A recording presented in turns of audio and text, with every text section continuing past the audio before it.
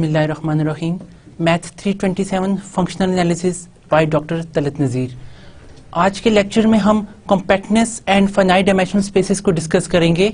आपको याद होगा लास्ट क्लास में हमने फाइनाइट डायमेंशनल स्पेसेस की इंपॉर्टेंट प्रॉपर्टीज को स्टडी किया था, जिसमें हमने ये देखा था कि किस तरह से फाइनाइट डायमेंशनल स्पेसेस में चीज़ें जो हैं वो स्मूथ होती हैं। वहाँ पर every finite dimensional space is complete. वहाँ पर आप देखते हैं कंप्लीटनेस का कंसेप्ट मौजूद है। Every finite dimensional space is closed, कि आपका हर सीक्वेंस फाइनाइट डायमेंशनल स्पेस में अगर आप लें तो वो उसी के अंदर कन्वर्ज करता है, और कंप्लीटनेस आपका हर कॉची सीक्वेंस उसी के अंदर कन्वर्ज करता है। इसके अलावा फाइनाइट डायमेंशनल स्पेस की बहुत ज़्यादा इंपॉर्टेंट प्रॉपर्टीज हमने लास्ट जो है क्लास में स्टडी की थी। आज हम यहाँ पर देखेंगे कि how the compactness play the important role in a finite dimensional spaces, और कहाँ कहाँ पर हमें डिफरेंट एप्लीकेशंस की ज़रूरत पड़ती है जो कि हम वहाँ से ऑब्टेन कर सकते हैं अपने रिजल्ट्स को। इस सिलसिले में हम आगाज करते हैं आज अपने लेक्चर आउटलाइंस का। सबसे पहले हम कंपैक्टनेस को पढ़ेंगे कि कंपैक्टनेस की डेफिनेशन क्या है, कंपैक्टनेस कन्वर्जेंस वाइज किस तरह से हम लेते हैं, और कंपैक्टनेस क्या क्या इंपॉर्टेंट रोल प्ले करती है। Second one, the important lemmas, Fernet Reeds lemma. ये एक इंपॉर्टेंट लेमा है, हम इसको स्टडी करेंगे फाइनाइट डायमेंशनल स्पेसेस में और इनफाइनाइट डायमेंशनल स्पेसेस में भी देखेंगे कि इसका किस तरह से रोल प्ले होता है। The next thing is that finite dimensional compact spaces. Finite dimensional compact spaces में continuity का क्या concept है, finite dimensional spaces में कब कोई space जो है वो compact होती है, कब उसकी सब space जो है वो complete होती है। इस तरह से फिर हम इसके बाद finally we shall see some related problems, और फिर हम उनके solutions को भी discuss करेंगे अपने आज के lesson में। इस सिलसिले में हम आगाज करते हैं first of all about the compactness. So the definition of compactness in a metric space, we say about the compactness that a metric space is said to be, आपके पास let करते हैं x कोई metric space है, let x be any metric space and m is the subset of set x. m उसका subset है, non-empty subset आप ले लें, तो हम कहते हैं कि ये non-empty subset m x का compact होता है if and only if it has a convergent subsequence. उसका एक convergent subsequence exist करे, हर उसके अंदर आप sequence ले लें, if every sequence in x it has a convergent subsequence. इसी तरह से हम normally तौर पर कहते हैं कि a subset m of a metric space x is said to be compact if m is compact considered as a subspace of x. कि अगर आपके पास कोई जनरल स्पेस है, उसकी कोई सब स्पेस कंपैक्ट कब होती है, जब उसकी सब स्पेस जो है वो भी कंपैक्टनेस की कंडीशन सेटिस्फाई करे, दैट इज कि every sequence in m has a convergent सब sequence whose limit is n the element of a set m. कि आप जो भी आप सीक्वेंस आप लें किसी भी सेट के अंदर, किसी भी स्पेस के अंदर, हर सीक्वेंस का कन्वर्जेंट सब सीक्वेंस आपको जरूर मिले और वो कन्वर्ज भी उसी के अंदर ही करे। अब आप देख सकते हैं कि क्या हमारे पास हर सीक्वेंस का कन्वर्जेंट सब सीक्वेंस मौजूद है। बहुत सारी हमारे पास ऐसी स्पेसेस हैं जिनका हर सीक्वेंस जो है वो कन्वर्जेंट नहीं होता। हमारे पास रिजल्ट इस तरह के तो हैं कि अगर कोई सीक्वेंस कन्वर्ज करे, रियल एनालिसिस में आपने देखा होगा कि अगर कोई भी सीक्वेंस कन्वर्ज करे तो उसकी हर सब सीक्वेंस भी कन्वर्जेंट होती है और वो भी उसी पॉइंट को कन्वर्ज करती है जिसको ओवरऑल वो सीक्वेंस कन्वर्ज करता है। इसके बरक्स कंपैक्टनेस क्या है कि आपकी स्पेस का हर सीक्वेंस जो है उसके करस्पॉन्डिंग आपको कन्वर्जेंट सब सीक्वेंस मिल जाए। अब यहाँ पर हम डिस्कस करते हैं फर्दर कि कंपैक्टनेस किस तरह से इंपॉर्टेंट रोल प्ले करती है हमारे पास। In a general property of compact set is expressed as, कौन सी जनरल प्रॉपर्टी है कंपैक्ट सेट की, a compact subset m of a metric space is closed and bounded. यहाँ पर मैं आपको एक इंपॉर्टेंट बात बताता चलूँ कि कंपैक्टनेस में हम कन्वर्जेंट के बारे में बात करते हैं इन अ मेट्रिक स्पेस। तो मेट्रिक स्पेस में कन्वर्जेंट क्या होती है कि आपके पास के हर for every epsilon positive there exist a natural number such that कि d of xn x is less than epsilon for all n is greater than the capital N. आपके पास ये डेफिनेशन जो कि हम मेट्रिक स्पेस में convergence की पढ़ चुके हैं, कॉशीनेस की पढ़ चुके हैं, ये वही डेफिनेशंस यहाँ पे भी अगेन वर्क करती हैं कन्वर्जेंस के हवाले से भी और कॉशीनेस के हवाले से भी। तो हमारे पास a compact subset m of a metric space is always close and bounded, कि आपके पास जो भी कंपैक्ट सबसेट है m of a metric space, suppose that कि आपके पास कोई जनरल मेट्रिक m है, उसकी आप जो भी सब स्पेस लेते हैं जो अगेन कम्पैक्ट है तो वो क्या होगी, क्लोज भी होगी और बाउंडेड भी होगी। क्लोजनेस से मुराद कि आपका हर सीक्वेंस आप स्पेस में लेते हैं तो उसी स्पेस के अंदर ही कन्वर्ज करता है। और बाउंडेडनेस का हमें पता है, बाउंडेडनेस का मतलब ये है कि आपको उसका अपर बाउंड और लोअर बाउंड आराम से मिल जाता है, कि आपके पास स्पेस का बाउंडेड होती है या कोई सेट का बाउंडेड होता है कि आपके पास if there exist a number m such that के आपकी उनकी तमाम टर्म्स से हमें उसकी एब्सोल्यूट वैल्यूज लें तमाम टर्म्स की, तो आपके पास एक नंबर m एग्जिस्ट करेगा सच दैट कि उन सब का एब्सोल्यूट उस नंबर m से लेस होगा। अगर वो फाइनाइट नंबर m एग्जिस्ट करता है तो वो सेट बाउंडेड होता है। तो हम यहाँ पर देखते हैं कि compactness implies the closeness and boundedness in the matrix space. अब सबसे पहले हम बात करते हैं कि सपोज कि हमारे पास जिस तरह गिवन है यहाँ पे एक कम्पैक्ट सबसेट m हमारे पास मौजूद है मैट्रिक्स स्पेस में। We are to show that कि इट्स क्लोज। क्लोज कब होता है, दो तरीके होते हैं हमारे पास क्लोजनेस प्रूव करने के। पहला वे ये है कि आप ये शो कर दें कि उस स्पेस का कोलेयर कंटेन करता है दोबारा उस स्पेस में। कोलेयर आप जब भी किसी स्पेस का लेते हैं, जो नॉर्मली हमारे पास कोलेयर क्या कहलाता है कि every set m is contained in m कोलेयर, but if m collier is contained in m, so then this implies that m is equal to m collier, and this fulfill the definition that such a set is closed. तो यहाँ पर हम ये तरीका एक हमारे पास ये है। दूसरा वे ये है कि आप यहाँ पर इसमें भी हम यही शो करते हैं कि आपका एक पॉइंट है जो m के कोलेयर को बिलोंग करता है। अब हम ये शो कर देते हैं कि वो पॉइंट जो है वो m को बिलोंग कर रही है दोबारा से। तो फिर अगर m के कोलेयर को बिलोंग करता है पॉइंट, अब वो m को बिलोंग करता है, इट्स मीन के m closure is the part of m। तो हम इस तरह से ऑब्टेन कर लेते हैं कि m is equal to m closure, hence the set m is closed. और एक अगर हम दूसरे अंदाज से प्रूव करें, we have a technique that कि आप कोई भी arbitrary Cauchy sequence set m में लें और ये शो करें कि वो कॉची आर्बिट्रेरी कॉची सीक्वेंस उसी स्पेस में कन्वर्ज करता है। तो उससे क्या प्रूफ हो जाएगा कि आपका आर्बिट्रेरी कोई भी सीक्वेंस आप लेते हैं वो उसी के अंदर कन्वर्ज करता है, तो इसका मतलब है कि वो स्पेस क्लोज है। एनी आर्बिट्रेरी सीक्वेंस लेकर आप शो करते हैं कि m के अंदर कोई आर्बिट्रेरी सीक्वेंस एग्जिस्ट करता है और उसकी कन्वर्जेंस भी उसी स्पेस के ही अंदर मौजूद है। Now we proceed the proof steps. So उस सिलसिले में हम क्या करते हैं, let us take कि for every x belongs to m collier there is a sequence x in m such that xn converges to such point x. हमारे पास अगर m के अंदर कोई भी सीक्वेंस लें तो वो m के कोलेयर को हमेशा कन्वर्ज करता है क्योंकि m का कोलेयर क्लोज होता है। Since m is compact, m compact है, compactness की वजह से क्या होगा कि आपके पास देखें कितनी इंपॉर्टेंट ये प्रॉपर्टी है कि m कम्पैक्ट है, तो इसका मतलब है कि इसके हर सीक्वेंस की कन्वर्जेंट सब सीक्वेंस मौजूद है। इसके हर सीक्वेंस की कन्वर्जेंट सब सीक्वेंस मौजूद है जो उसी के अंदर कन्वर्ज करे। अब यहाँ पर क्या है, m कम्पैक्ट है और हर सीक्वेंस की कन्वर्जेंट सब सीक्वेंस इटसेल्फ भी होती है। वी आर से दैट के हर सीक्वेंस अपने आप जो है वो सब सीक्वेंस भी होता है। तो इस तरह अगर वो सब सीक्वेंस कन्वर्ज करती है तो वो सीक्वेंस इटसेल्फ ही कन्वर्ज करता है क्योंकि स्पेस आपकी कम्पैक्ट है।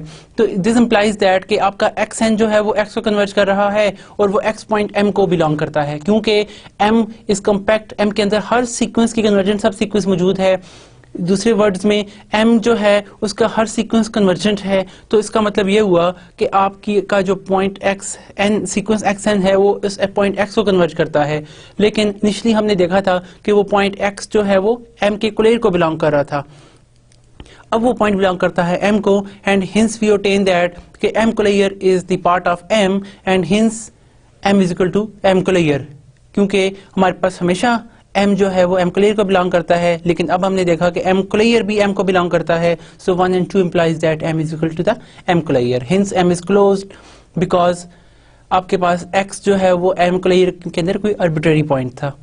Now we prove that m is bounded। अब हम किसी सेट को बाउंडेड शो करें तो सेट के बाउंडेड होने का मतलब क्या है, हम देख चुके थे इससे पहले भी कि सेट बाउंडेड कब होता है कि उसके अंदर आप जितने भी पॉइंट्स मौजूद हैं एक सीक्वेंस बना ले और वो सीक्वेंस बाउंडेड हो। If m were unbounded, suppose we are doing on contrary way, तो हम क्या करते हैं कि एक अनबाउंडेड जो है m को ले लेते हैं। सपोज m आपके पास अनबाउंडेड है, it will be contain an unbounded sequence. आपके पास एक अनबाउंडेड सीक्वेंस की कलेक्शन होगी जिसके एलिमेंट्स जो है वो आपके पास m में से आ रहे होंगे।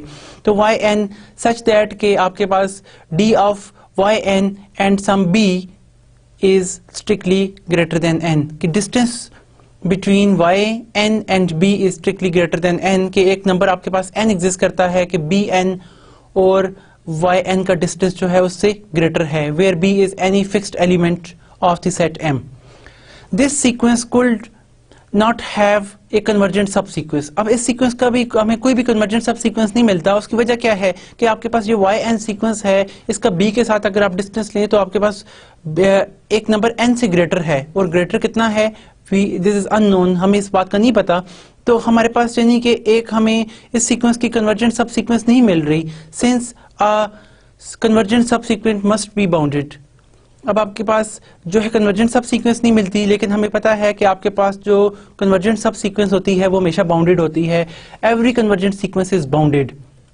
सो दिस इम्प्लाइज दैट कि कन्वर्जेंट सब सीक्वेंस है वो भी बाउंडेड होनी चाहिए. तो इसका मतलब ये है कि अगर आपके पास कोई सब सीक्वेंस बाउंडेड नहीं है तो इसका मतलब है वो सब सीक्वेंस कभी भी कन्वर्जेंट नहीं हो सकती. अगर वो सब सीक्वेंस कन्वर्जेंट नहीं हो सकती तो इसका क्या मतलब है कि m इज नॉट कम्पैक्ट.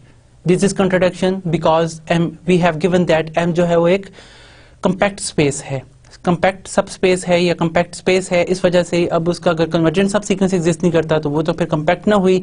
तो hence our contradiction is our assumption is wrong and we proved it by contradiction, and hence we conclude that m is bounded, यानी कि m अनबाउंडेड नहीं है. अगर अनबाउंडेड होगी तो उसकी हर सब सीक्वेंस भी अनबाउंडेड होगी. अगर आपके पास कोई आर्बिट्रेरी सब सीक्वेंस अनबाउंडेड होती है तो इसका मतलब क्या है कि आपके पास कोई भी सब सीक्वेंस जो है वो कन्वर्जेंट नहीं होती. And we conclude that in this way कि आपकी सीक्वेंस जो है वो कम्पैक्ट नहीं है, विच इज अ कंट्राडिक्शन. सो हमने कंट्राडिक्शन से इसका प्रूफ इम्पोज कर लिया. तो ये बहुत इंपॉर्टेंट लेमा है कि compactness implies the closeness and boundedness. अब हम देख चुके हैं completeness implies closeness and boundedness, क्योंकि कंप्लीट जो सेट होता है वो क्लोजनेस होता है, क्योंकि कंप्लीट में आप जो भी सेट कंप्लीट हो आप उसके अंदर कोई भी सीक्वेंस लेते हैं उसके अंदर ही कन्वर्ज करता है. लेकिन बाउंडेडनेस देखिए, अगर आप गौर करें तो बाउंडेडनेस जरूरी नहीं है, हर कंप्लीट स्पेस बाउंडेड नहीं होती. उसकी इंपॉर्टेंट वजह आपके पास एग्जांपल भी है. आर आपके पास कंप्लीट है लेकिन आर बाउंडेड नहीं है. आर कंप्लीट क्या है, आर के अंदर हर कॉची सीक्वेंस आर के अंदर ही कन्वर्ज करती है, because set of real numbers, her real number के सीक्वेंस के लिए आपके पास एक नंबर मिल जाता है, यानी कि जो कॉची सीक्वेंस आप जो भी लें वो हर कॉची सीक्वेंस उसी के अंदर कन्वर्ज करता है. लेकिन आर जो है वो बाउंडेड नहीं है. सो आपके पास यहाँ पे कंपैक्टनेस, लेकिन जो कंपैक्टनेस आपको रिजल्ट देती है, compactness always implies the closeness and boundedness. यही फर्क है कंपैक्टनेस में और कंप्लीटनेस में, कि completeness implies closeness, completeness implies closeness, but compactness implies always closeness and boundedness. जो आपके पास स्पेस क्लोज भी होती है वो भी आपके पास जो है ना उसके अंदर हर सीक्वेंस जो है वो कन्वर्ज करता है. इसका मतलब है कि उसके अंदर हर कॉची सीक्वेंस भी कन्वर्ज करता है.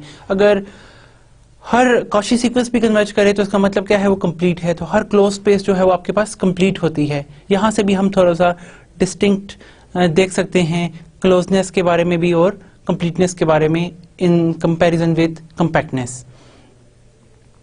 अच्छा, अब देखते हैं कि what about the converse of this. क्या जिस तरह कंपैक्टनेस इंप्लाई करती है क्लोजनेस और बाउंडेडनेस को, तो क्या क्लोज अगर आपके पास कोई स्पेस है मीट्रिक स्पेस, वो क्लोज भी है वो बाउंडेड भी है, तो क्या वो कंपैक्ट होगी? The answer is not necessary, because we have an example कि हम एक काउंटर एग्जांपल शो करते हैं जिसमें हम देखते हैं कि हमारे पास एक स्पेस है जो क्लोज भी है और बाउंडेड भी है, लेकिन वो कंपैक्ट नहीं है. उसकी वजह क्या है? To prove this important fact we consider the sequence en in L square the space of all two summables. हम जिसमें टू समेबल ले लेते हैं वहां पर हम en यानी कि डेल्टा nj डिफाइन करते हैं. डेल्टा nj ऐसा सीक्वेंस है जिसमें nth term I is 1 and the all other terms are 0. en हमारे पास सीक्वेंस इस तरह से है कि इसकी terms e1 is equal to the 1 0 0 up to so on. e2 is equal to 0 1 0 0 up to so on. Similarly e3 हम ले लेते हैं is equal to 0 0 1 0 0 up to so on and up to so on. ये हमारे पास एक en general जो है वो सीक्वेंस डिफाइन हो जाता है जिसकी nth टर्म आपके पास जो है वो 1 है और बाकी इसकी जो अदर टर्म्स हैं these are the 0। Since this sequence is bounded because कि अगर आप इसका नॉर्म लें, अब बाउंडेड सीक्वेंस कब होता है कि आप अगर en का नॉर्म लें तो आपके पास less than equal to some number m exist करे, कि आपके पास कोई number there exist some number m, कोई नंबर m जो है रियल नंबर एग्जिस्ट करे, कि आप कह सकते हैं कि en का नॉर्म लें तो वो इस m से लेस है।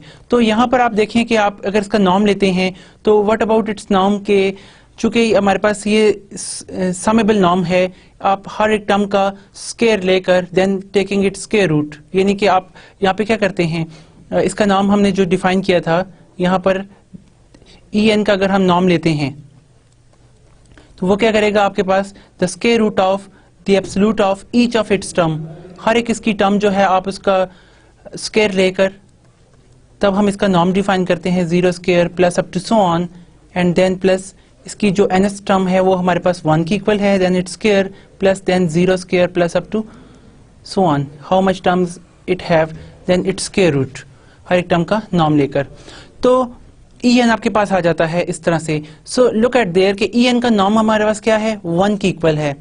It means the terms constitute a point set which is closed because it is not point of accumulation, कि हमें एक ऐसा accumulation point नहीं मिल जाता जिसको ये कन्वर्ज करे। ये सेट आपके पास क्लोज है कि आपके पास नो पॉइंट ऑफ accumulation इसमें एग्जिस्ट करता है, चूंकि हमारे पास ये सीक्वेंस किसका है 1 0 0 0 1 0 0, इस तरह से हम इसकी en की एक टर्म्स ऑब्टेन कर लेते हैं।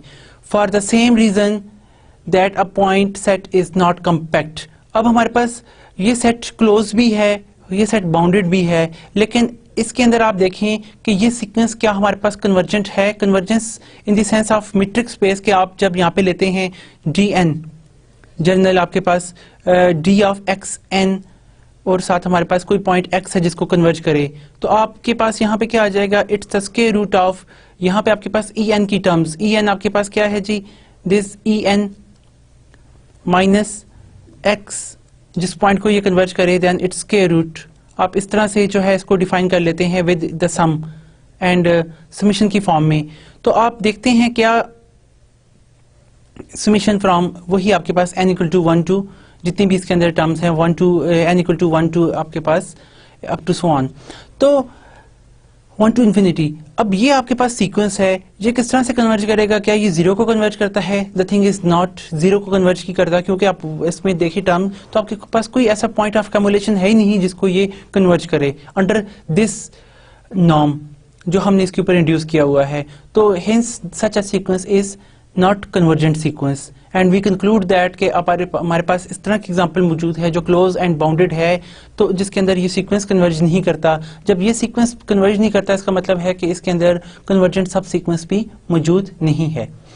तो thus we obtain a result that के एवरी कन्वर्जेंट सीक्वेंस हमारे पास हमने every sequence has a not convergent सब sequence.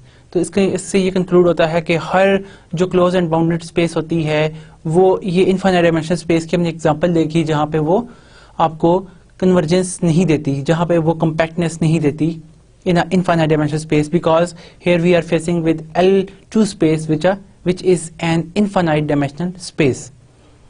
Now what happen in a finite dimensional spaces? अगर हम suppose that we are in finite dimensional space Rn, Cn या और इस तरह R square या जो भी finite dimensional space है अगर आप इसको consider करें तो हमारे पास क्या होगा? For a finite dimensional space norm space we have, this is very important theorem, that in a finite dimensional norm spaces X, a subset M is compact if and only if M is closed and boundedness. M is closed and bounded, यानी कि finite dimensional space में अगर कोई set compact है वो closed भी होगा और bounded भी होगा, और again अगर कोई set closed भी है bounded भी है तो वो लाजमी compact होगा कहाँ पे? finite dimensional space में। इसका मतलब ये हुआ कि अगर आपने Rn की compactness शो करनी है तो आप सिर्फ ये शो कर दें कि Rn जो कि या कोई इसकी सब स्पेस वो closed भी है और bounded भी है। जिससे ये प्रूव हो जाएगा कि इट्स अ कम्पैक्ट स्पेस। तो इस तरह से हम कम्पैक्टनेस का रिजल्ट जो है इससे बाउंडेड कर देते हैं। ये बहुत इंपॉर्टेंट रिजल्ट है। Now let us see what about the proof of this important result के यहाँ पे इफ एंड ओनली इफ की कंडीशन है कि compactness hold if and only if it is closed and bounded. So compactness implies closeness and boundedness is straightforward by the previous lemma, क्योंकि हम देख चुके हैं कि हर मेट्रिक स्पेस की जो सब स्पेस होती है वो अगर कंपैक्ट हो तो वो क्लोज और बाउंडेड होती है। चूंकि हमने वहाँ पर कोई कहीं पे भी इनफाइनाइट डायमेंशनल स्पेसेस या फाइनाइट डायमेंशनल स्पेसेस को यूज़ नहीं किया, तो इस वजह से जनरल होती है तो वो फाइनाइट डायमेंशनल स्पेसेस में लाजमी होती है। Now here need to prove the converse only. हम कन्वर्स को सिर्फ जो है स्टडी करते हैं। सपोज करते हैं कि आपके पास जो सब स्पेस है मेट्रिक स्पेस की या नॉर्म स्पेस की वो क्लोज भी है और बाउंडेड भी है। अगर क्लोज भी है और बाउंडेड भी है तो फाइनाइट डायमेंशनल स्पेस की है तो हम लेट अस से दैट कि इट्स की डायमेंशन जो है वो हमारे पास n है। हमने ये प्रूव करना है कि ये कॉम्पैक्ट है, यहाँ पे हर सीक्वेंस की कन्वर्जेंट सब सीक्वेंस मौजूद है। क्योंकि डायमेंशन ऑफ x n है, फाइनाइट डायमेंशनल स्पेस है, तो आपके पास इसमें हर फाइनाइट डायमेंशनल स्पेसेस में आपके पास इंडिपेंडेंट बेसिस एग्जिस्ट करती हैं जो कि पूरे आपके पास स्पेस है इसको स्पैन कर सके ताकि आपका हर एलिमेंट उससे ऑब्टेन हो सके। यहाँ पे लेट करते हैं कि E1, E2 up to En be the standard basis और the normal basis for set X जो कि आपके पास या M सेट है हमने जो लिया हुआ है जिसकी डायमेंशन हमारे पास n की इक्वल है, वो क्लोज भी है और बाउंडेड भी है हमारे पास। We consider any sequence XM in M। ये जो हम बेसिस को डिस्कस कर चुके हैं लास्ट सेक्शन में कि अपनी प्रीवियस क्लास में हमने देखा था कि हर फाइनाइट डायमेंशनल स्पेसेस की जो एलिमेंट्स हैं उनको हम ऑब्टेन कर सकते हैं विद सम बेसिस कि बेसिस की लीनियर कॉम्बिनेशन से हम इस स्पेस का हर एलिमेंट जो है वो इंड्यूस कर सकते हैं। अब हम कंसिडर करते हैं EM be any arbitrary sequence in set M। अगर हम इसमें सेट ले लें तो हमारे पास XM जो सीक्वेंस होगा it can be represent as a linear combination with such basis, क्योंकि बेसिस का हर एलिमेंट क्या करता है, बेसिस का हर एलिमेंट लीनियर कॉम्बिनेशन की फॉर्म में लिखा जाए। बेसिस की मदद से हम हर जो इस स्पेस का एलिमेंट है उसको ऑब्टेन कर सकते हैं कि आपके पास लाजमी कोई xi1 xi2 up to xin exist करेंगे कि इनके लीनियर कॉम्बिनेशन से आपके पास एक XM मिला जाता है और ये एक यूनिक रिप्रेजेंटेशन होती है जिसके बारे में हम अपनी प्रीवियस लेक्चर्स में डिस्कशन कर चुके हैं। तो इट्स अ नॉर्मल रिप्रेजेंटेशन कि आपके पास फाइनाइट डायमेंशनल स्पेस में हर एलिमेंट की एक यूनिक रिप्रेजेंटेशन होती है। तो आपके पास XM जो है उसके लिए xi1 xi1m xi2m up to up to xinm exist करते हैं, तो हम इनके लीनियर कॉम्बिनेशन से ये एलिमेंट ऑब्टेन कर लेते हैं। Now since M is bounded, क्योंकि हमारी ऑब्जर्विंग क्या है कि M जो है वो क्लोज भी है और बाउंडेड भी है और हम जा रहे हैं कम्पैक्टनेस की तरफ।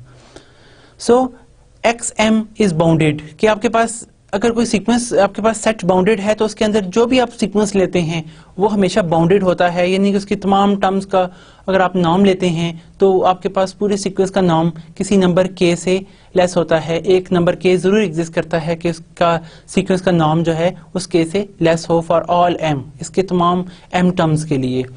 बाय लेमा हम जो लेमा पीछे भी डिस्कस कर चुके हैं जिसमें हमने रिप्रेजेंटेशंस को डिस्कस किया था कि आपके पास फाइनाइट डायमेंशनल स्पेस की जो भी बेसिस हैं उसके लिए एक आपके पास यूनिक रिप्रेजेंटेशन होती है xi1 xi2 up to so on की, सच दैट के हर एक के लिए एक c एग्जिस्ट करता है, पॉजिटिव c, सच दैट कि आपके पास वो एक इक्वेशन होल्ड करती है कि the norm of this linear combination xi's with ei's भी कह दें, उनका नाम less than greater than equal to होता है c times the summation of absolute of xi's। उन तमाम का आप सम कर लें तो वो हमारे पास एक इक्वेशन जो है। अब ये हम क्या कर रहे हैं कि यहाँ पे रिजल्ट लगाना चाह रहे हैं ताकि हम कन्वर्जेंस की तरफ आएं।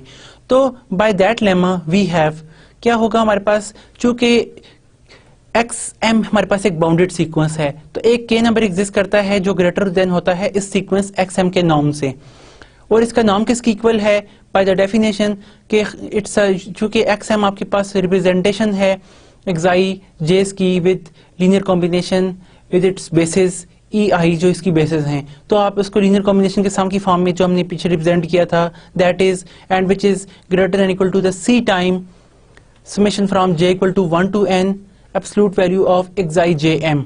ये आपके पास एब्सोल्यूट वैल्यूज हैं तमाम की तमाम। तो वेयर c इज पॉजिटिव, के एक नंबर c आपके पास जरूर एग्जिस्ट करता है हर लीनियरली इंडिपेंडेंट जो बेसिस हमारे पास होती हैं उनके लिए एक यूनिक रिप्रेजेंटेशन सच दैट के एक c पॉजिटिव एग्जिस्ट करता है इस तरह से। हिंस ये हमें क्या बताती है कि द सीक्वेंस ऑफ नंबर्स, ये हमारे पास सीक्वेंस ऑफ नंबर्स है xi jm for fix j is bounded. ये आपका सीक्वेंस जो है वो बाउंडेड है xi j, क्योंकि इनका सब सम बाउंडेड है। आप c कोई पॉजिटिव नंबर है, c को अगर आप यहाँ पे डिवाइड कर दें we attain k over c, क्योंकि k भी आपके पास एक नंबर एग्जिस्ट करता है और c भी एग्जिस्ट करता है, तो k over c is some number such that summation from j equal to 1 to n xi jm absolute is less than that. तो हमारे पास xi jm जो है ये क्या है, एक आपके पास बाउंडेड नंबर्स बन जाते हैं, रियल नंबर्स हैं हमारे पास। तो इन बाउंडेड रियल नंबर्स के लिए हमारे पास क्या होगा कि जो भी बाउंडेड रियल नंबर्स होते हैं by applying the Bolzano Weierstrass theorem has a point of accumulation xi j, कि हमारे पास हर इस बाउंडेड सीक्वेंस के लिए, सीक्वेंस ऑफ नंबर्स के लिए एक कन्वर्जेंट सब सीक्वेंस मौजूद होती है बाय बेल्ज़ानो-वीस्ट्रास थ्योरम। तो for each j from 1 to n we have as we conclude that के xm आपके पास सीक्वेंस है has a subsequence zm, के इस सीक्वेंस के लिए हमारे पास एक zm सीक्वेंस एग्जिस्ट करती है जो कि zm जो है ना is the summation of xi j eta j आपके पास इस फॉर्म में है। और since m is closed, m आपके पास क्लोज है, तो वो हमें क्या बताएगी कि आपका zm सीक्वेंस जो है वो किसी z पॉइंट को कन्वर्ज करता है। m अगर क्लोज है तो क्लोजनेस इंप्लाइज के वो जो कन्वर्जेंट पॉइंट है वो इस सेट के अंदर ही मौजूद है, m के अंदर ही मौजूद होगा, यानी कि zm is convergent to a point m which is point to point z which is the part of set m, क्योंकि m आपका क्लोज है। This shows that the arbitrary sequence xm in m has a subsequence which converges in m। अब हमने zm जो sequence लिया है वो आपका किसका सीक्वेंस, सब सीक्वेंस है xn का, और z सीक्वेंस जो है in the terms of this bounded है, और बाउंडेडनेस इंप्लाइज के आपके पास कन्वर्जेंट सब सीक्वेंस एग्जिस्ट करती है। तो यहाँ पर देखें हमने कोई भी आर्बिट्रेरी xn सीक्वेंस की zn सीक्वेंस ली है, तो बेल्ज़ानो-वीस्ट्रास थ्योरम की एप्लीकेशन हमें बताती है कि वो जो सब सीक्वेंस आपने ली है वो कन्वर्जेंट है किसी पॉइंट z को, और आपका जो सीक्वेंस ले रहे हैं वो हम m के अंदर ले रहे हैं, m की क्लोजनेस हमें कन्वर्जेंस देती है उसी पॉइंट के अंदर, यानी कि वो पॉइंट उसी सेट के अंदर कन्वर्ज करता है। तो इस तरह से हम कंक्लूड कर लेते हैं कि हमारा वो आर्बिट्रेरी जो सब सीक्वेंस है वो आपके का उसी स्पेस के अंदर कन्वर्ज करता है। तो हिंस कि किसी भी आर्बिट्रेरी सीक्वेंस के करस्पॉन्डिंग आपको उसकी सब सीक्वेंस मिल जाए जो उसी स्पेस में कन्वर्ज करती है, तो वी कंक्लूड दैट कि आपका वो सेट जो है वो कम्पैक्ट होता है by the definition. Hints boundedness and closeness दोनों यूज हुई हैं और दोनों ने ये प्रूव कर दिया कि आपकी वो जो स्पेस है वो कम्पैक्ट है। तो ये बहुत इंपॉर्टेंट रिजल्ट है। कोई भी फाइनाइट डायमेंशनल स्पेस जो होती है वो कम्पैक्ट होती है if and only if it is close and bounded. अच्छा, यहाँ पे मैं कम्पैक्टनेस और कंप्लीटनेस के हवाले से आपको बताता जाऊं कि कम्पैक्टनेस इंप्लाइज कंप्लीटनेस ऑलवेज, क्योंकि आपके पास जो कम्पैक्टनेस होती है वो बताती है कि हर सीक्वेंस की कन्वर्जेंट सब सीक्वेंस एग्जिस्ट करती है। अब हर सीक्वेंस की एग्जिस्ट करती है तो हर कॉची सीक्वेंस की भी कन्वर्जेंट सब सीक्वेंस एग्जिस्ट करती है, क्योंकि आपके पास कंप्लीटनेस कॉची सीक्वेंस से रिलेटेड है कि हर कॉची सीक्वेंस जो है वो उसी स्पेस के अंदर कन्वर्ज करे। अब जब हम कहते हैं कम्पैक्टनेस में कि हर सीक्वेंस की कन्वर्जेंट सब सीक्वेंस मौजूद है, तो हर सीक्वेंस के अपने आप भी आप देखें तो वो सब सीक्वेंस है अपने आप भी उसकी जो कि कन्वर्जेंट सब सीक्वेंस है। तो इससे हम ऑब्टेन कर लेते हैं कि x n sequence compact space के अंदर जो है वो कन्वर्ज करता है, और क्योंकि वो क्लोज भी है और बाउंडेड भी है, अभी हमने देखा। तो इससे क्या होता है कि हमारे पास हर सीक्वेंस जो कि कन्वर्जेंट है तो हर कॉची सीक्वेंस भी कन्वर्जेंट है, और हर कॉची सीक्वेंस कन्वर्जेंट हो तो वो कंप्लीट होता है। तो इस तरह हम बड़े आराम से प्रूव कर सकते हैं कि completeness implies compactness implies completeness.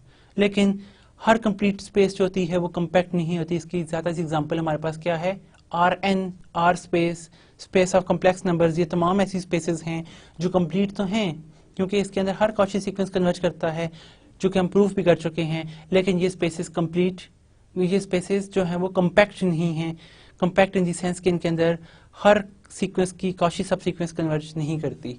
और अगर आप देखें इस थ्योरम को अप्लाई करें जिसमें हमने देखा कि आपके पास closeness and boundedness implies the compactness, तो क्या आर क्लोज है? आंसर इज यस, क्योंकि आर के अंदर हर आपके पास सीक्वेंस ले तो वो आर एन के अंदर, तो वो हर आर एन के अंदर ही कन्वर्ज करता है, उसका पॉइंट आपको मिल जाता है, जिस यूनिक पॉइंट को कन्वर्ज करती है वो आर एन का ही हिस्सा होता है। लेकिन आपकी जो सीक्वेंस जो है ना आर एम है वो बाउंडेड नहीं है, इस तरह आर बाउंडेड नहीं है, space of complex number bounded नहीं है। तो closeness plus boundedness implies compactness in finite dimensional space, but in a finite dimensional space again, if a set is closed, not bounded, then it is not compact. We can see that Rn is closed but not bounded, so hence it is not compact. तो इस तरह आप space R को भी show कर सकते हैं कि वो compact नहीं है। हम कुछ एग्जांपल इसके बाद भी इससे रिलेटेड डिस्कस करेंगे।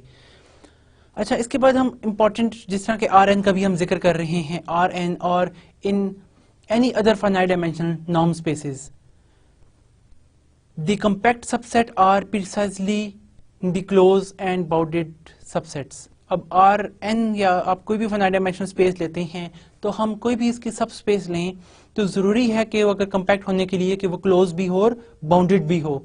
क्लोज और बाउंडेड होना बहुत इंपॉर्टेंट है। इससे इम्प्लाई हम कर लेते हैं कि वो स्पेस हमारे पास कम्पैक्ट है।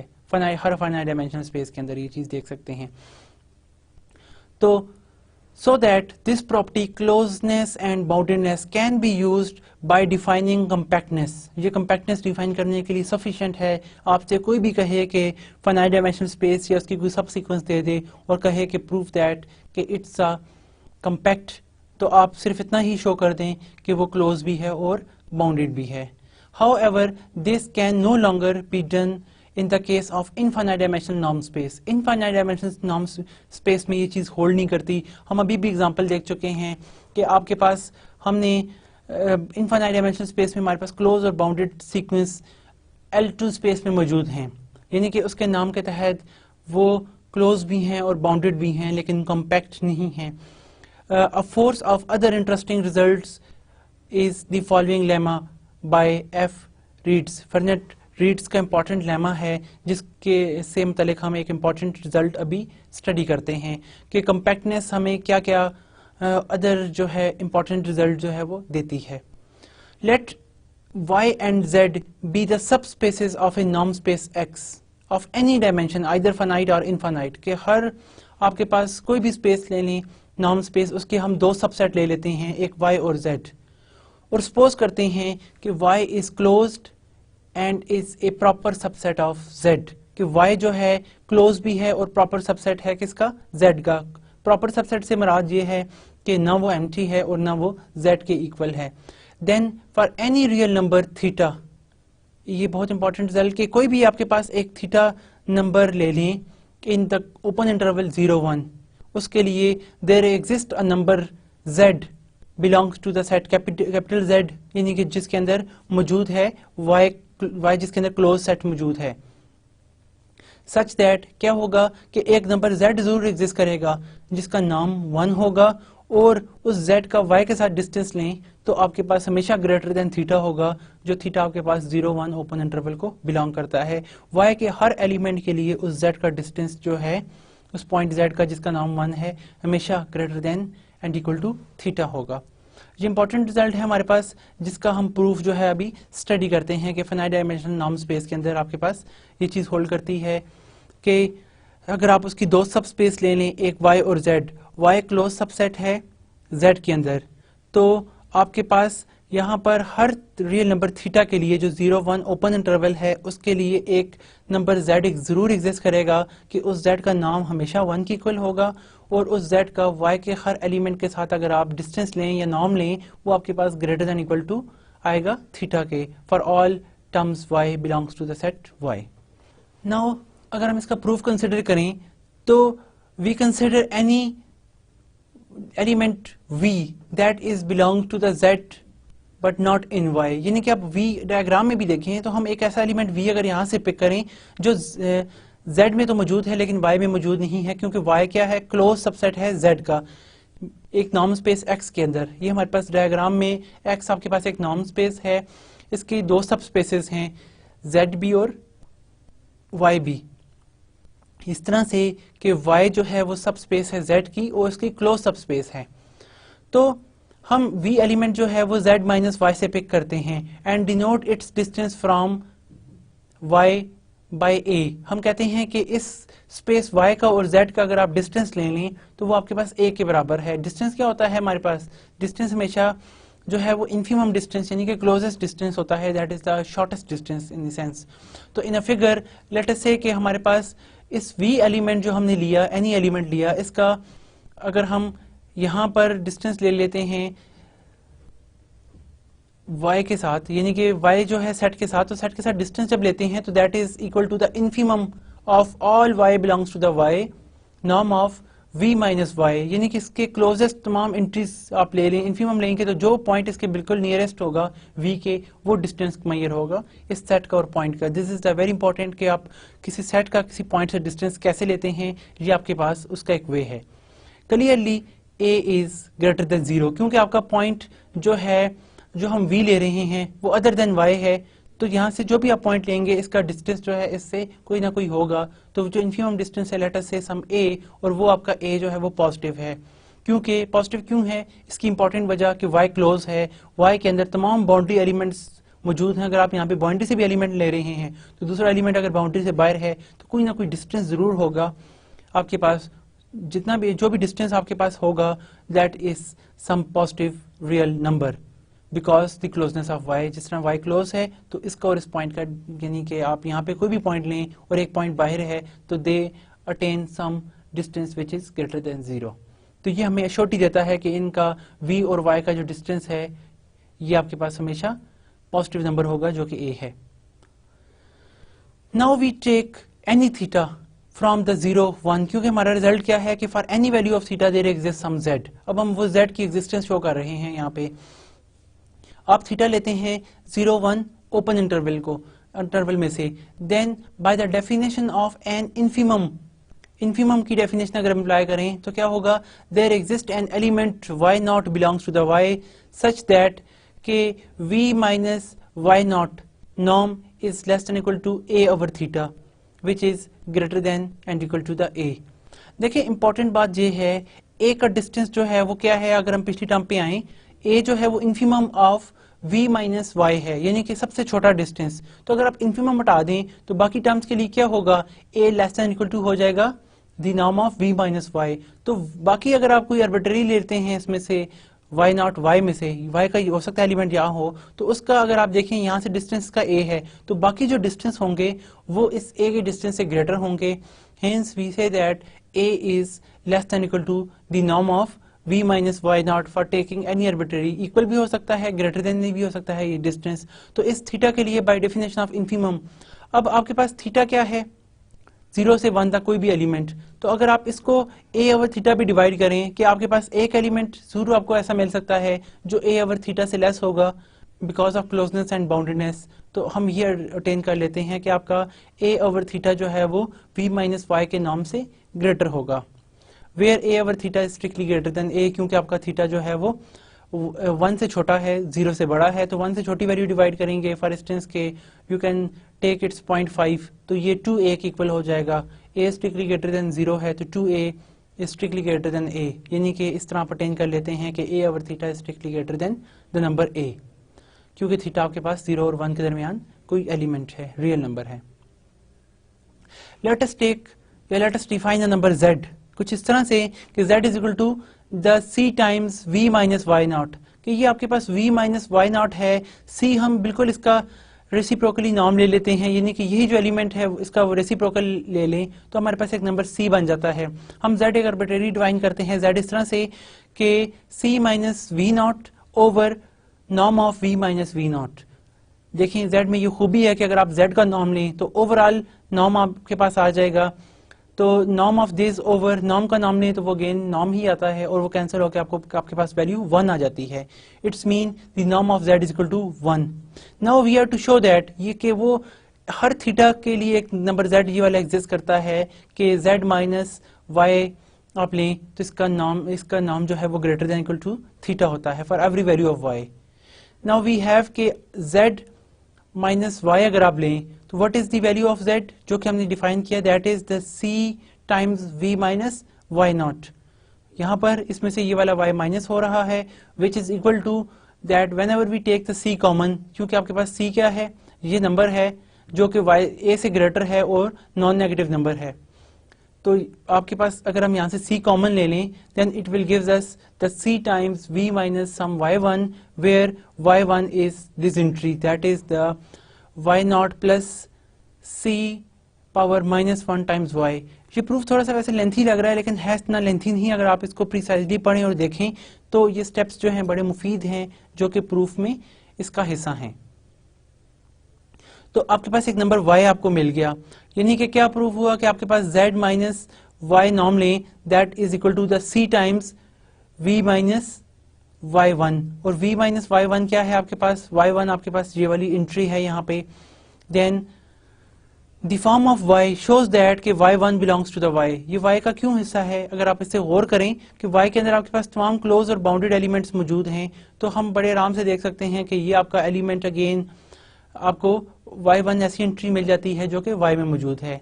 हिंस कि v माइनस y1 नॉर्म लें तो that is greater than equal to the a by the definition of a. a आपके पास क्या है कि a is the infimum of all v minus y. तो इन्फिमम है तो अगर आप इन्फिमम हटाएं तो आपके पास ये v माइनस y से ग्रेटर है by the definition of a.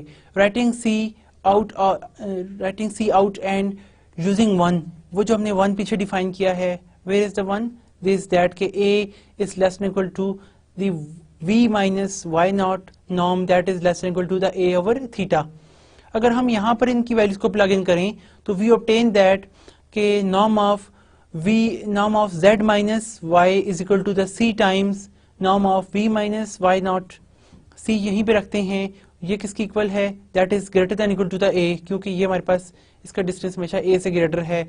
और अब आपके पास c की वैल्यू प्लग इन कर दें तो what is c, c is the 1 over norm of v minus y naught, और जो again greater than equal to है a ओवर थीटा के. यहाँ से आपके पास a और a आपस में कैंसिल हो जाएंगे और आपके पास वही नंबर थीटा आ जाएगा जो 0 और 1 के बिलोंग है, 0 और 1 के दरमियान है. तो इससे क्या होता है, the norm of z minus y is greater than equal to theta, के हर थीटा जो 0 1 में आप लेते हैं एक नंबर z एग्जिस्ट करता है जिसका नाम हमने देखा 1 की इक्वल है, और इसका अगर आप नॉर्म लें विद डिफरेंस विद y तो वो क्या आएगा, greater than equal to theta. Since y belongs to the y was arbitrary, ये आपने आर्बिट्रेरी नंबर लिया था y स्पेस में से, तो इसी तरह y के हर एलिमेंट के लिए हम एक नंबर z जरूर एग्जिस्ट करता है कि जो आपके पास कोई भी थीटा ले लें 0 1 के दरमियान तो उस नंबर z का नाम जो होगा, एक नंबर z जरूर एग्जिस्ट करेगा जिसका नाम इक्वल टू 1 होगा और उस z का जो y के साथ डिस्टेंस है वो greater than equal to theta होगा. अब हम in a finite dimensional norm space के बारे में देखते हैं कि in a finite dimensional norm space the closed unit ball is compact. Closed unit ball को अगर आप देखें तो क्लोज्ड यूनिट बॉल जो होती है वो क्या होती है, वो आपके पास क्लोज होती है, क्योंकि आपके जो चूंकि क्लोज है तो एंड पॉइंट्स भी इसमें शामिल हैं, आपका हर सीक्वेंस उसी स्पेस में कन्वर्ज करता है, और बाउंडेड भी है क्योंकि क्लोज आप यूनिट बॉल ले रहे हैं जिसका रेडियस 1 है वो बाउंडेड भी होगी. तो इसका मतलब क्या हुआ कि वो बॉल क्लोज भी है और बाउंडेड भी है, और फाइनाइट डायमेंशनल स्पेस में कोई भी चीज़ क्लोज और बाउंडेड होती है तो वो कम्पैक्ट होती है, क्योंकि ये प्रॉपर्टी है, ये वर्थ है फाइनाइट डायमेंशनल स्पेस की. Conversely reads lemma gives the following useful and remarkable theorem. ये अगर हम ये रीड्स लेमा जो अभी हमने प्रूव किया है इसकी मदद से हम ये इंपॉर्टेंट जो है ना लेमा देख सकते हैं जो फाइनाइट डायमेंशनल स्पेसेस में के लिए है. फाइनाइट डायमेंशन स्पेस के लिए लेमा देखते हैं. द थ्योरम जिसे हम कहेंगे एक इंपॉर्टेंट थ्योरम है कि if A norm space x has the property that the close unit ball m, आपके पास एक क्लोज यूनिट बॉल है m, यानी कि जिसका सेंटर 0 है और रेडियस इसका 1 है, is compact then x is finite dimensional. कि किसी भी नॉर्म स्पेस के अंदर ये प्रॉपर्टी है कि उसकी क्लोज यूनिट बॉल जो कम्पैक्ट होती है, अगर क्लोज यूनिट बॉल है वो कम्पैक्ट हो तो वो x जो होगा वो लाजमी फाइनाइट डायमेंशनल स्पेस होगा।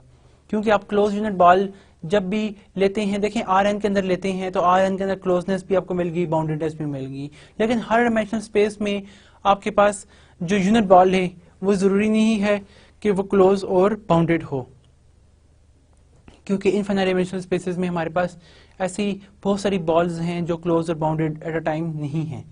तो आपके पास अगर वो बॉल क्लोज और बाउंडेड है तो दिस इम्प्लाइज कि वो कम्पैक्ट है, और कम्पैक्ट अगर हो जाती है तो इफ एंड ओनली इफ कि वो फाइनाइट डायमेंशनल स्पेस है, आपके पास वो स्पेस जो है वो फाइनाइट डायमेंशनल है जिसका जिक्र हो रहा है। ये वेरी बहुत, अगर आप इस पर गौर करें तो प्रिसाइज और इंटरेस्टिंग यहाँ पे बात हो रही है।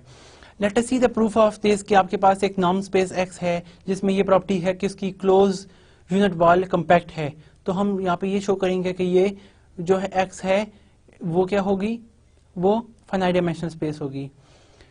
इसके दो तरह से प्रूफ देखे जा सकते हैं। एक इंपॉर्टेंट वे यही है कि आप कंट्रोडक्शन से शो करें कि आप सपोज करें कि वो आपकी जो स्पेस है वो फाइनाइट डायमेंशनल स्पेस फिर भी नहीं है। सपोज कि आपके पास वो फाइनाइट डायमेंशनल स्पेस जो है वो उसकी डायमेंशन इनफाइनाइट है, यानी कि वो इनफाइनाइट डायमेंशनल स्पेस है, इन्फिनिटी उसकी डायमेंशन है। वी आर टू शो कि आपके पास कंट्रोडक्शन आ जाती है कि हमें क्लोजनेस या कम्पैक्टनेस का जो है वो इशू आ जाता है हमारे पास।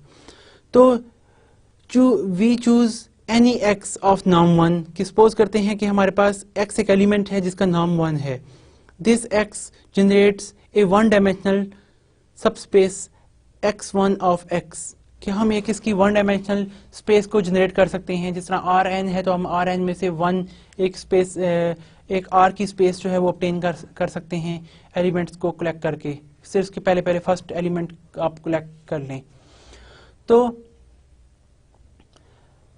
which is closed and by proper subspace of x since dimensional of x is infinity।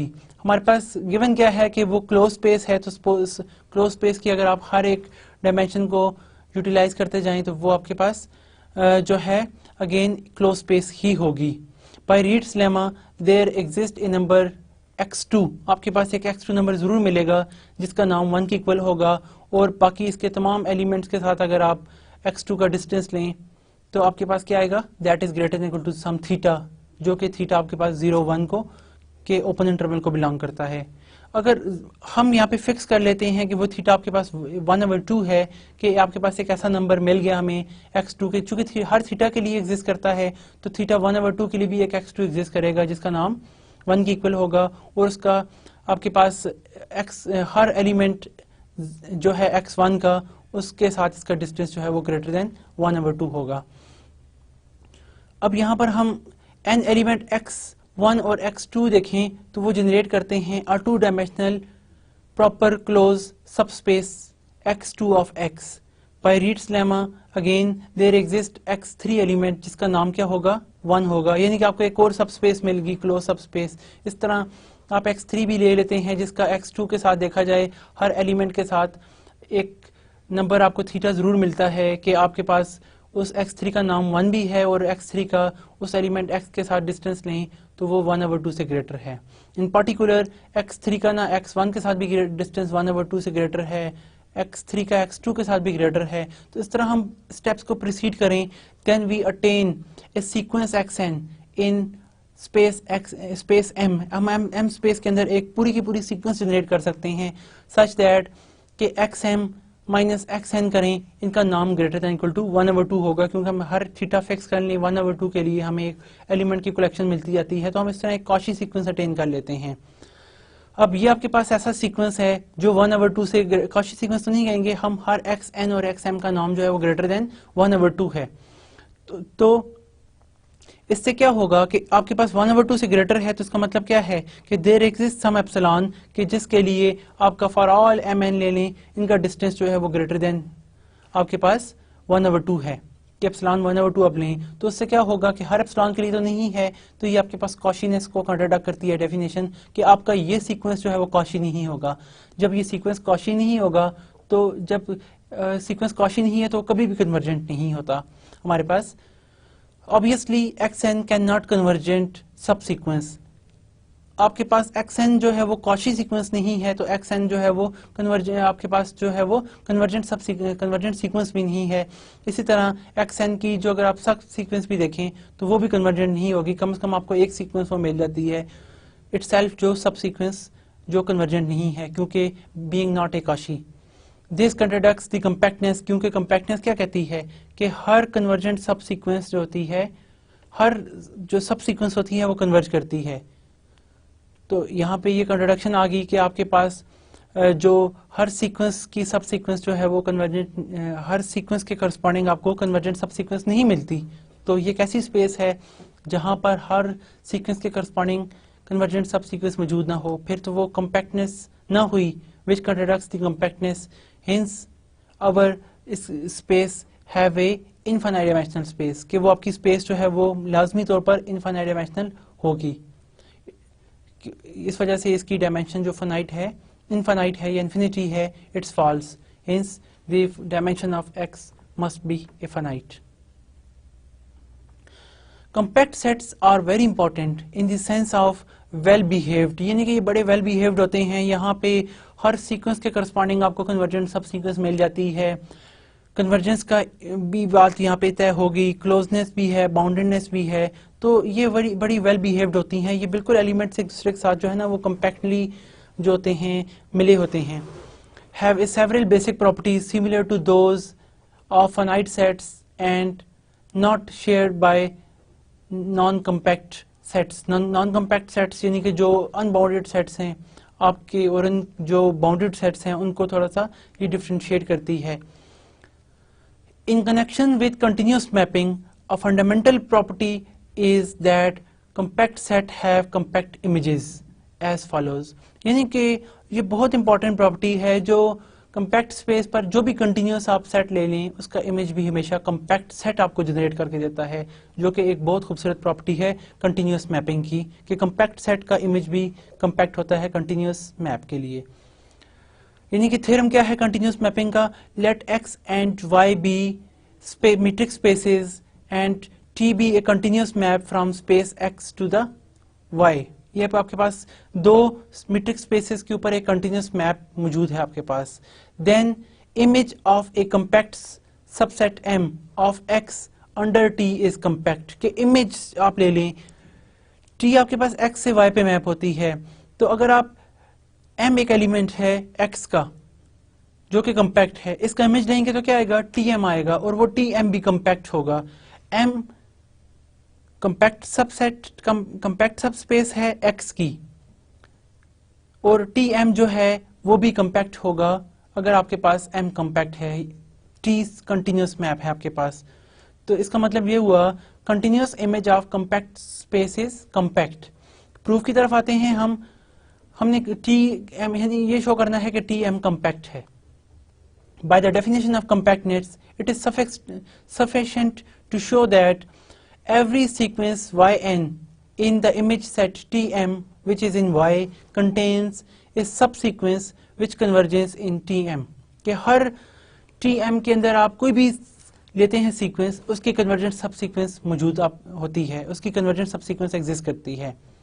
Since आप yn कोई लेते हैं Tm के अंदर सीक्वेंस, तो we have there exists some xn in x such that कि आपके पास क्या होगा कि tx लेंगे तो इक्वल टू y के इक्वल आ जाएगा। tm आपके पास y का एलिमेंट है, तो इसके लिए हर xn सीक्वेंस आपके पास एक सीक्वेंस xn जो है वो m के अंदर एग्जिस्ट करेगा जो कि x का सबसेट है, सच दैट कि tx आप txn लेंगे तो yn आ जाएगा, ऑब्वियस सी बात है।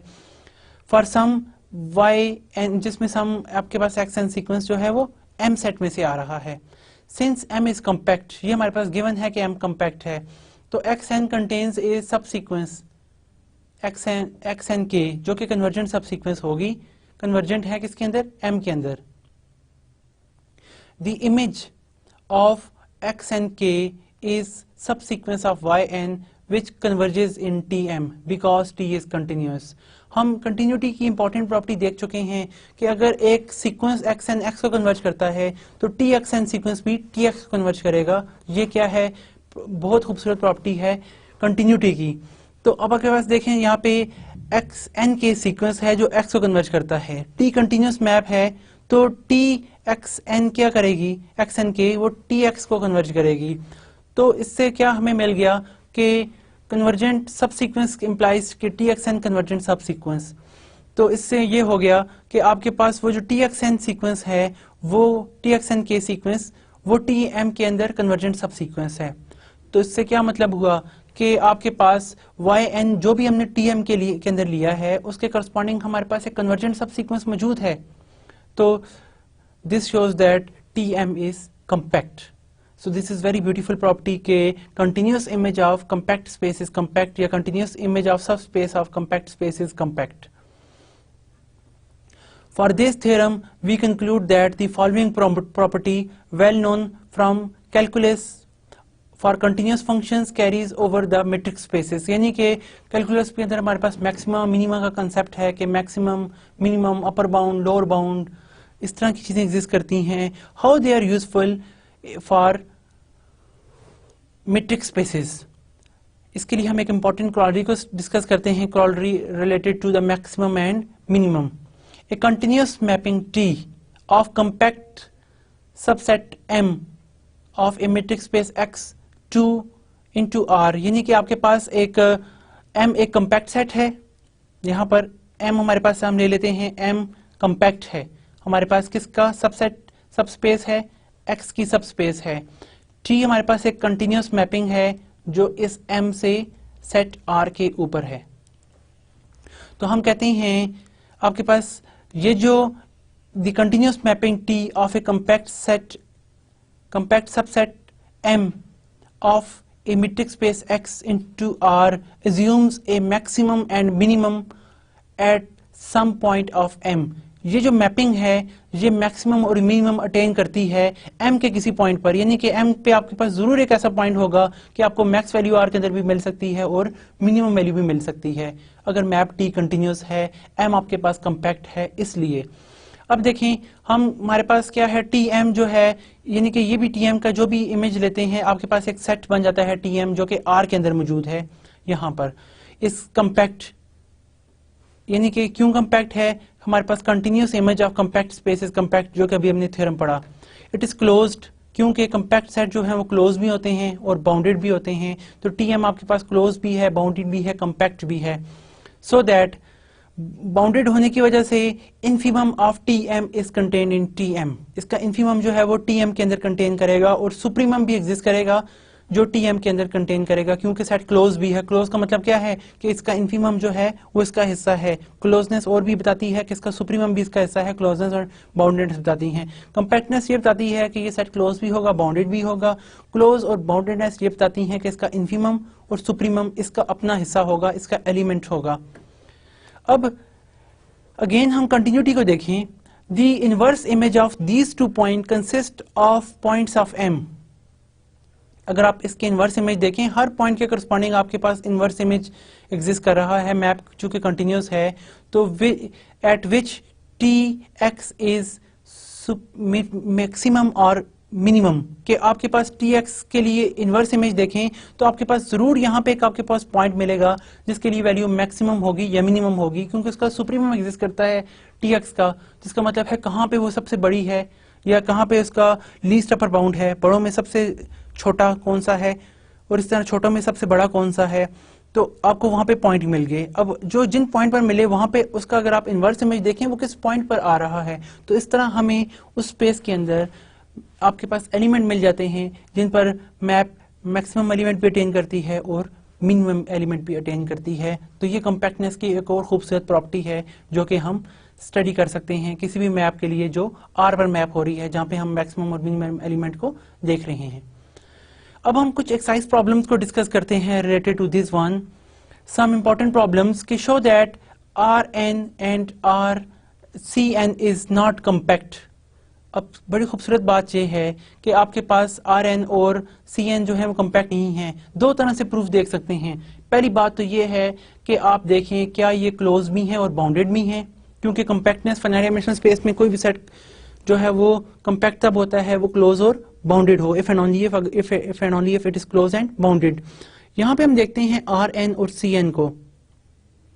पहले Rn को देख लें, Rn क्या क्लोज है? द आंसर इज यस, क्योंकि Rn के अंदर हर सीक्वेंस उसके अंदर ही कन्वर्ज करती है, हर कॉची सीक्वेंस भी उसके अंदर ही कन्वर्ज करती है।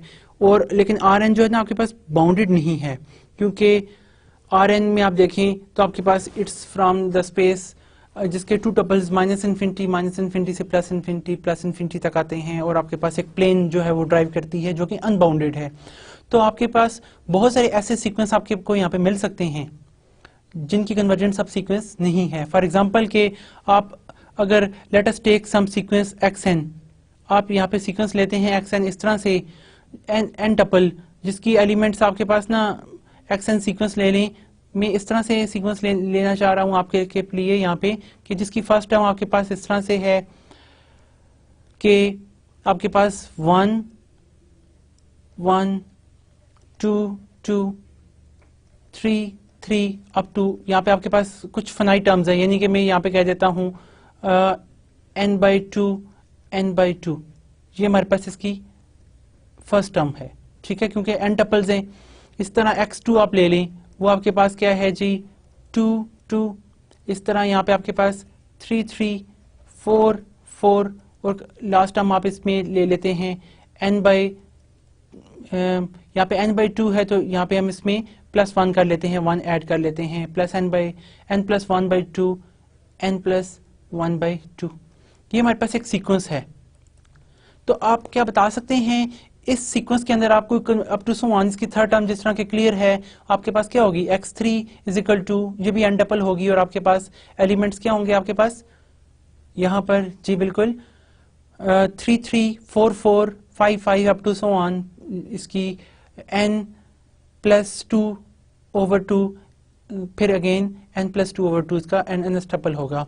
तो इस सीक्वेंस जो सीक्वेंस आपके पास मिल गई, इस सीक्वेंस के करस्पॉन्डिंग आपके पास कोई भी कन्वर्जेंट सब सीक्वेंस एग्जिस्ट नहीं करती, यानी कि इस सीक्वेंस की कोई भी कन्वर्जेंट सब सीक्वेंस नहीं है।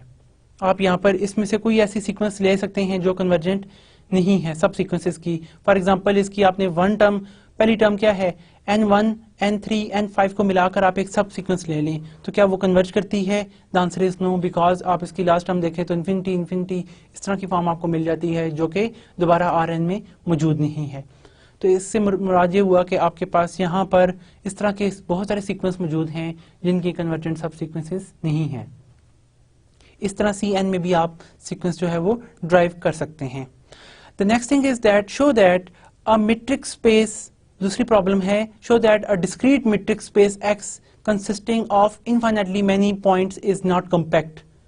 इनफाइनाइटली मैनी पॉइंट्स जब आप लेते हैं, डिस्क्रीट मीट्रिक आपके पास क्या है कि जिसमें ये कंडीशन होल्ड करती है जो हम ऑलरेडी डिस्कस कर चुके हैं, d of xx = 0 and d of xy = 1 if x is not equal to y। अगर आपका x और y आपस में इक्वल नहीं है, फॉर ऑल x y जो आप ले रहे हैं अपने सेट x में, उनके लिए इस तरह से हमारे एक जो मीट्रिक डिफाइन किया discrete metric.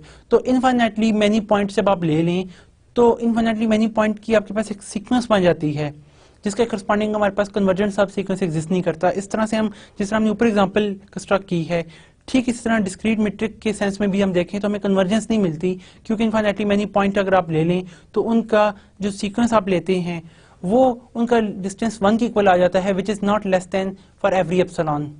For every epsilon not less than हो तो इसका क्या मतलब है कि वो सीक्वेंस कन्वर्ज नहीं करता।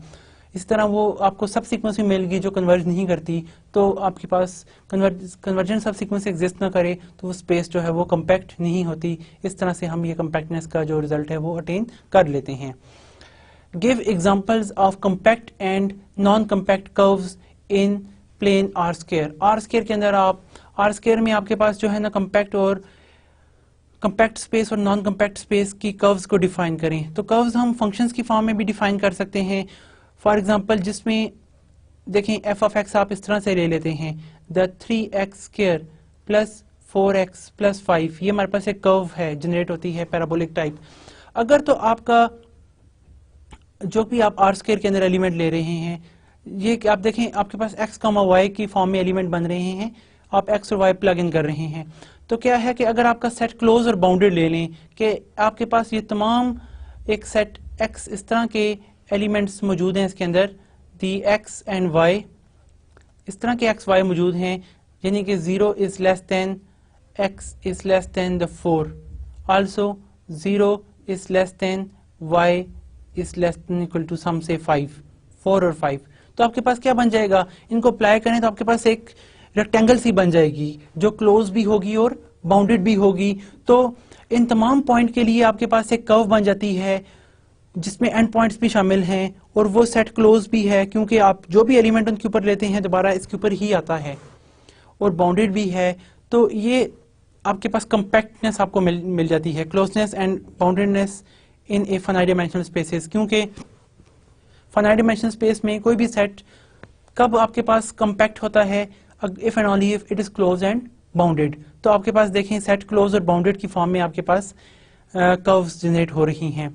इसके बरक्स नॉन कंपैक्ट करना हो तो आप इसकी स्पेस को, इसकी जो डोमेन स्पेस है इसको अनबाउंडेड कर दें, तो आपके पास जो कर्व होगी वो इनफाइनाइट कर्व बन जाएगी, तो वो अनबाउंडेड होगी। तो अनबाउंडेडनेस गिव्स यू क्या चीज़ हमें मिल जाएगी, अनबाउंडेडनेस की वजह से इनकी क्लोज है लेकिन अनबाउंडेड है, तो जो ही अनबाउंडेड होगी स्पेस तो वो कंपैक्ट नहीं होगी, क्योंकि कंपैक्ट तभी होती है फिर only if it is close and bounded. तो आपके पास क्या हुआ कि अगर आप सिर्फ आर स्क्वायर ही यहाँ पे डोमेन सेट ले लेते हैं आर स्क्वायर इस फंक्शन के लिए, तो आपके पास it's a non compact curves की कलेक्शन आपको मिल जाएगी। आप इस तरह बहुत सारी लामहदूद टाइप एग्जांपल्स कंस्ट्रक्ट कर सकते हैं।